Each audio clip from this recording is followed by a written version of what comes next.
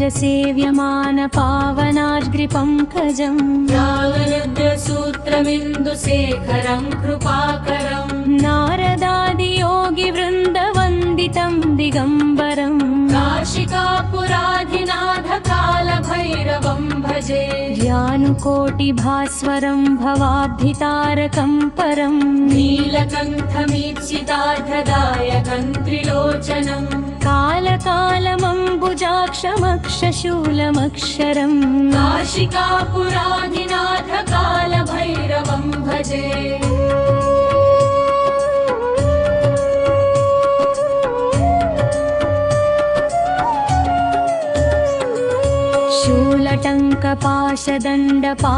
शूलटङ्कपाशदण्डपाणिमादिकारणम् श्यामकायमादिदेवमक्षरं निरामयम् भीमविक्रमं प्रभुं विचित्र